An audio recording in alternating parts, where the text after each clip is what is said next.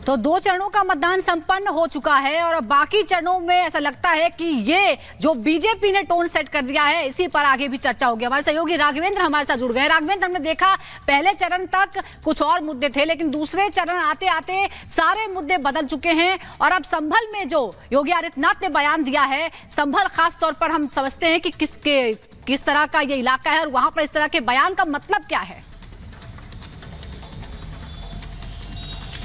देखिए, उत्तर प्रदेश की राजनीति 2 चरण की वोटिंग के बाद जबरदस्त गर्म हो चुकी है। आप देखिए कि किस तरह से मुख्यमंत्री योगी आदित्यनाथ सीधा प्रहार कर रहे हैं कांग्रेस के ऊपर। यहां तक मुख्यमंत्री ने अपने भाषण में कांग्रेस को बेशरम कह दिया और इसके पीछे कारण क्या है, इतने कठोर शब्द आखिर मुख्यमंत्री योगी आदित्यनाथ ने क्यों प्रयोग किया। आप समझिए कि जिससे भारत की आस्था जुड़ी है, जिससे भारत का सम्मान जुड़ा है, समुद्र मंथन में जो 9 रत्न निकले थे उसमें से एक गौ माता थी। भारत के लिए लोग गौ माता को सनातन धर्म से जोड़ते हैं। आज उसी मैनिफेस्टो में, कांग्रेस के मैनिफेस्टो में यह कहा गया है कि हम आपको आपका मनचाहा खाने की चीज उपलब्ध कराएंगे।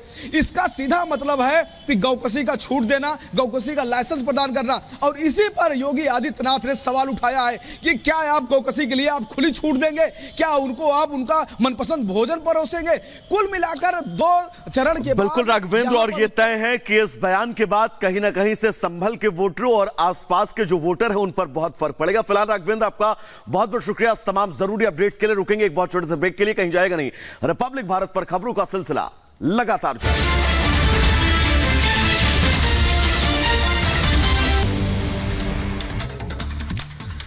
नमस्कार दोस्तों, बहुत बहुत स्वागत है आप सभी का रिपब्लिक भारत पर। मैं हूं आपके साथ वैभव मिश्रा। लोकसभा चुनाव की अगर बात करें तो इस चुनाव में के बीच कांग्रेस पर तुष्टीकरण के आरोप लग रहे हैं और ये कि कांग्रेस तुष्टीकरण के जरिए सिर्फ और सिर्फ एक वर्ग को फायदा देना चाहती है। लेकिन जो बड़ी खबर महाराष्ट्र से निकलकर सामने आई है, इस बीच इसने महाराष्ट्र की सियासत में कहीं ना कहीं से भूचाल ला दिया है। बड़ी खबर है क्या, मेरे सहयोगी सुजाता आपको बताएंगी। शुक्रिया वैभव। और बड़ी खबर आपको बता दें कि महाराष्ट्र में कांग्रेस के स्टार कैंपेनर नसीम खान ने कैंपेन करने से मना कर दिया है।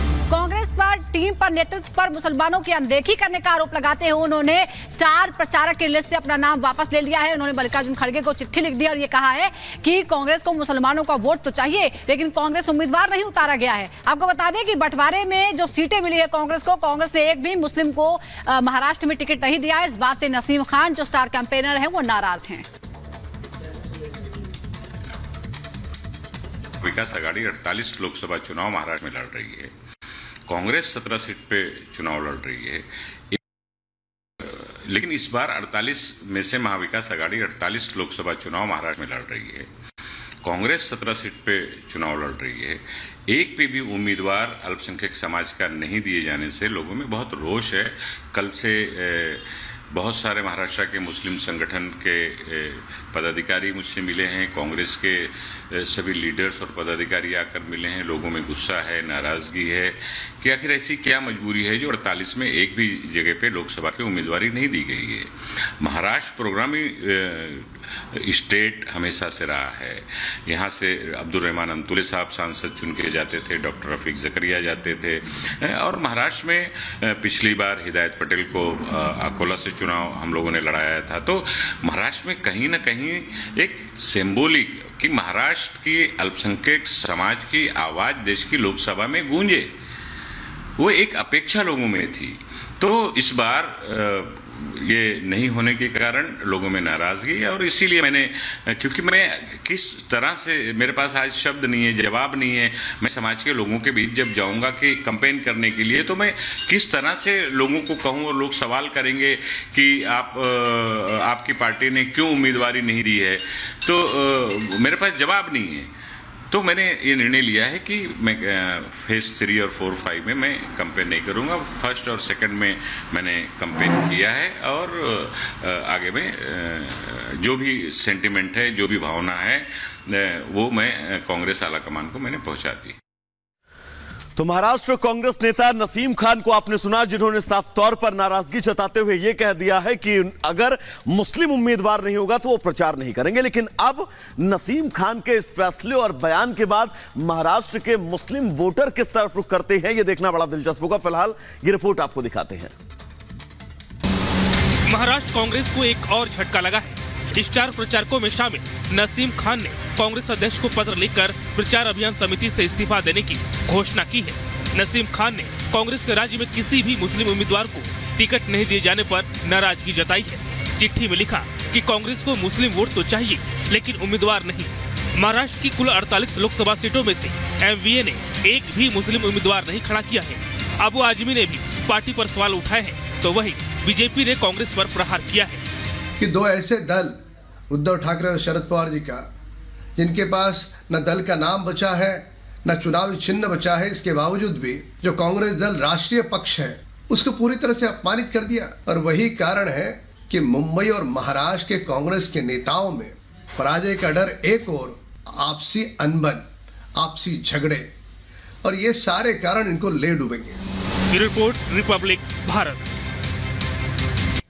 तो नसीम खान की आवाज बुलंद करने के बाद अब मुश्किलें हो सकती हैं कांग्रेस के लिए और पूरे एमवीए के लिए महाराष्ट्र में। और हमारे सहयोगी सत्यप्रकाश हमारे साथ जुड़ गए हैं। सत्यप्रकाश, क्या कहा जाए, कांग्रेस हमेशा अल्पसंख्यकों की बात तो करती है लेकिन जब हिस्सेदारी देने की बारी आती है तो महाराष्ट्र में इस तरह से नसीम खान जैसे शख्स सामने आते हैं और वो आवाज बुलंद करते हैं।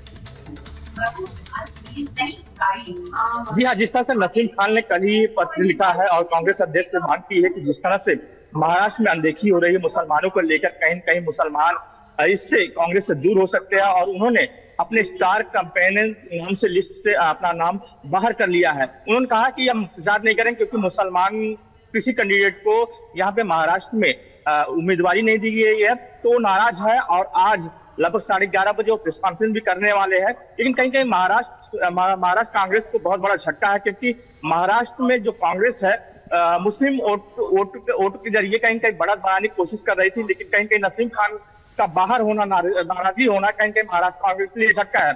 उसी नसीम खान के सुर में सुर मिलाते हुए जो समाजवादी पार्टी के अध्यक्ष है अबू आजमी ने भी कहा कि महाविकास में 48 सीटों का बंटवारा हुआ लेकिन एक भी उम्मीदवार जो कि मुसलमान नहीं है। कहीं कहीं मुसलमान जो है महाविकास आघाड़ी मुसलमानों की बात करती है, कांग्रेस मुसलमानों की बात करती है, समाजवादी पार्टी मुसलमानों की बात करती है, लेकिन एक भी कैंडिडेट का नहीं देना। बिल्कुल सत्यप्रकाश, जिस तरह के अब हालात महाराष्ट्र में बन रहे हैं क्योंकि बीजेपी जो है वो कॉर्पोरेट कॉम्बिंग कर रही है महाराष्ट्र में वोटरों को साधने के लिए, और ऐसे में अगर आप कोई भी लूपहोल्स छोड़ते हैं तो तय है सीधा फायदा बीजेपी को ही मिलेगा। फिलहाल बहुत बहुत शुक्रिया। इस बीच एक और बड़ी खबर अपने दर्शकों को बता दें, कांग्रेस पर गिरिराज सिंह ने तंज कसा है। कांग्रेस के पक्के वोटर हैं मुस्लिम। गिरिराज सिंह ने कहा है वोट मिलेगा तो कांग्रेस को आखिर क्यों टिकट दे। तो ये बड़ी खबर हम आपको बता दें, गिरिराज सिंह ने हमला बोला है कि जब वोट ही मिलना है तो फिर टिकट क्यों देना। नसीम खान और कांग्रेस की नाराजगी को लेकर गिरिराज सिंह का ये बड़ा प्रहार सीधा कांग्रेस पार्टी पर, और कहा है कि कांग्रेस के ही कोर वोटर मुस्लिम हैं और जब वोटर ही मुस्लिम है तो टिकट देने का फायदा ही क्या है।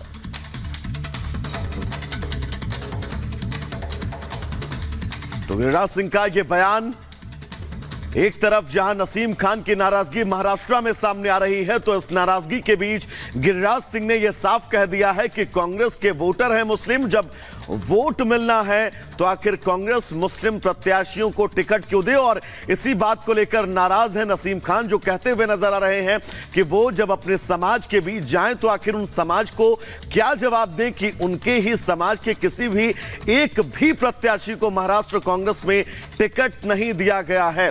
अब इस नाराजगी के बीच महाराष्ट्र के मुस्लिम वोटर दशा और दिशा क्या तय करते हैं इसको लेकर इंतजार जरूर करना होगा, लेकिन यह तय है नसीम खान के इस फैसले के बाद, गिरिराज सिंह के इस बयान के बाद महाराष्ट्र की सियासत में ट्विस्ट जरूर आया है। सुनवाते हैं आपको। वोट मिल ही रहा है तो टिकट उकट देने से क्या मतलब। कांग्रेस को यह उम्मीद है कि मुसलमान जाएगा कहां, वोट टिकट दे ना दे तो मुसलमान वोट देगी ही, तो मुसलमान उनके बंधुआ मजदूर हैं, वोट देंगे ही। तो गिरिराज सिंह ने तंज कसा इस बात को लेकर और ये कहा कि मुसलमान तो हार्डकोर वोटर है कांग्रेस का, दे ही देगा। यानी वो एक तरह से वोटर पर भी तंज कस रहे हैं कि आपको यानी मुस्लिमों को कांग्रेस ने क्या दिया है, कुछ नहीं दिया, फिर भी आप सिर्फ कांग्रेस को ही वोट करते हैं। इस तरह से तंज कसा गिरिराज सिंह ने। आपको बता दें कि लगातार बीजेपी हमलावर है, अल्पसंख्यकों को तुष्टीकरण का आरोप कांग्रेस पर लगाती रहती है, लेकिन कांग्रेस किस तरह से मुसलमानों से दूरी बनाने की कोशिश कर रही है वो एक बार फिर देखने को मिल रहा है। महाराष्ट्र में महाविकास आघाड़ी ने 48 में से एक भी सीट पर मुस्लिम को टिकट नहीं दिया है।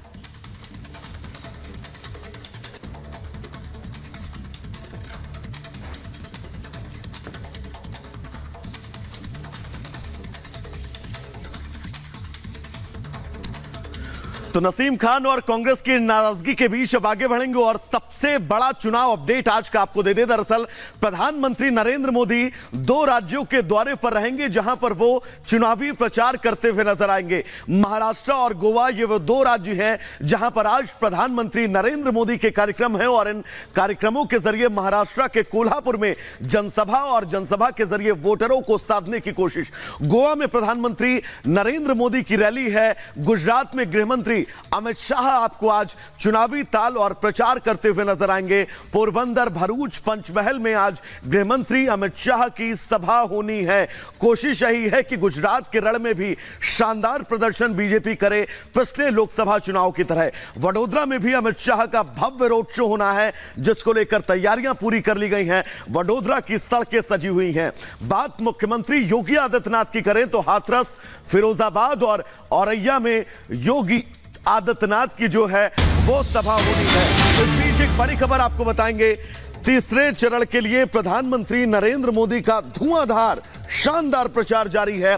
महाराष्ट्र, गोवा, मध्य प्रदेश में रैलियां हैं। कोल्हापुर, दक्षिण गोवा और धार में चुनाव प्रचार करते हुए प्रधानमंत्री नजर आएंगे। तीसरे चरण की अब तैयारी और तीसरे चरण के इस तैयारी में अपने रण को कैसे और मजबूत किया जाए और कैसे इस सियासत के पिच पर जमकर शानदार बैटिंग की जाए, प्रधानमंत्री नरेंद्र मोदी जानते हैं। और अब ये रैलियां, कार्यक्रम। तो लोकसभा चुनाव में 2 चरणों का मतदान संपन्न हो चुका है और एक तरफ बीजेपी बम्पर जीत का भरोसा जता रही है तो वहीं इंडी गठबंधन सत्ता में वापसी करने के दावे कर रही है। गर्मी के बीच भले ही जो प्रतिशत है वो थोड़ा सा घटा है, लेकिन क्या कुछ हुआ है 2 चरणों में, इस खास रिपोर्ट में आपको दिखाते हैं।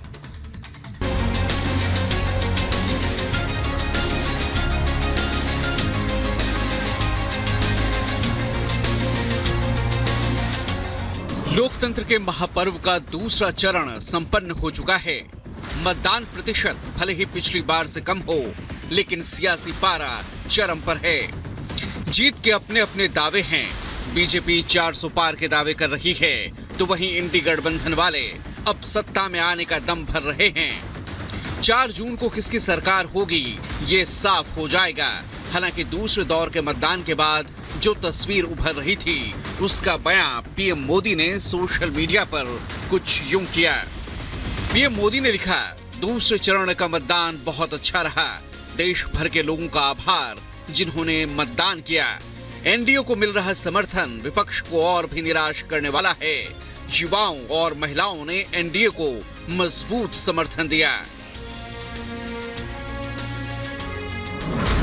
अब तीसरे चरण के रन के लिए पीएम मोदी और बीजेपी ने अपनी ताकत झोंक दी है। आज पीएम मोदी महाराष्ट्र, गोवा और मध्य प्रदेश में प्रचार करेंगे। कोल्हापुर और दक्षिण गोवा में पीएम की रैलियां हैं। धार में भी पीएम मोदी का आज प्रचार होगा। कोल्हापुर में शाम 5 बजे पीएम की रैली है तो वहीं दक्षिणी गोवा में बीजेपी के उम्मीदवार के लिए आज शाम 7 बजे वास्को में पीएम रैली करेंगे। पीएम मोदी के निशाने पर है कांग्रेस और इंडी गठबंधन। मैनिफेस्टो, मंगलसूत्र, मुस्लिम तुष्टीकरण, परिवारवाद और भ्रष्टाचार जैसे तमाम मुद्दों पर पीएम मोदी ने कांग्रेस पर जबरदस्त सियासी प्रहार किया है।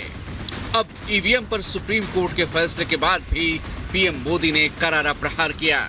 देश की सर्वोच्च अदालत ने, सुप्रीम कोर्ट ने ऐसा करारा तमाचा मारा है, ऐसा करारा तमाचा मारा है, ये अब मुंह ऊंची करके देख नहीं पाएंगे। पीएम मोदी ने दूसरे चरण से पहले विपक्ष, खासकर कांग्रेस को मुस्लिम तुष्टीकरण और ओबीसी आरक्षण के मुद्दे पर घेरा। विरासत टैक्स के रूप में कांग्रेस अपनी जो खासम खास वोट बैंक होगी, आरजेडी की अपनी जो खासम खास वोट बैंक होगी, ये जो आपका लूट लेंगे वो उनको बांट देंगे। और इसलिए एक स्वर से देश कह रहा है, कांग्रेस की लूट जिंदगी के साथ भी, जिंदगी के बाद भी। तो चुनावी रण में विपक्ष को घेरने के लिए बीजेपी को एक अचूक शस्त्र मिला है और वो है कांग्रेस का मैनिफेस्टो। मंगलसूत्र और विरासत टैक्स के बाद अब एक और बात सीएम योगी ने मुद्दा बनाई है और कहा है कि कांग्रेस अल्पसंख्यकों को खाने की छूट देकर आस्था के साथ खिलवाड़ की साजिश कर रही है। और पूरी खबर क्या है, इस रिपोर्ट में आपको विस्तार से बताते हैं।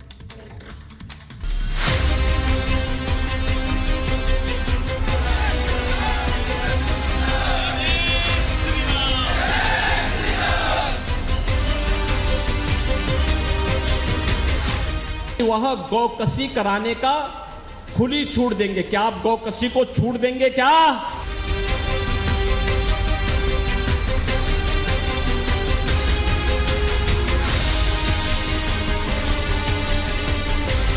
ये कहते हैं कि महिलाओं के जेवर को भी हम अपने कब्जे में ले लेंगे। कांग्रेस का चुनावी घोषणा पत्र